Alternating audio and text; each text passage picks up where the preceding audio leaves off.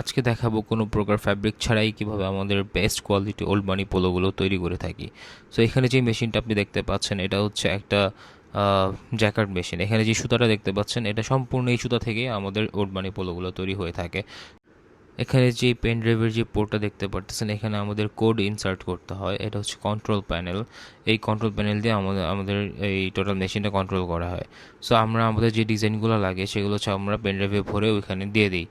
তারপর হচ্ছে এখান থেকে ফিডার থেকে সুতা যায়, এইগুলোকে বলা হয় ফিডার্স। এই সুতা এখান থেকে এইভাবে হয়ে ফিডারের মধ্যে যায়।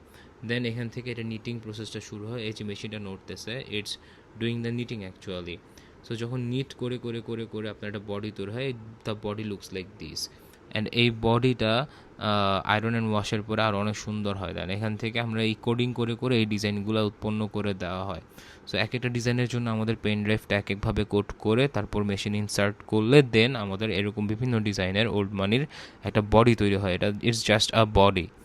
দেন আমরা হচ্ছে এখান থেকে কী করি যে আলাদাভাবে আবার আরেকটা মেশিন থেকে আমরা এটার হাতাটা হচ্ছে সেম ডিজাইনে তৈরি করি।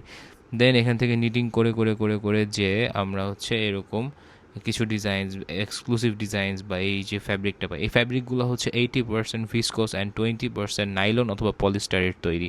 তো এটা হচ্ছে বেস্ট কোয়ালিটি ইনশিওর করার জন্য আমাদের এই প্রপোর্শনটা মেনটেন করে যেতে হয়।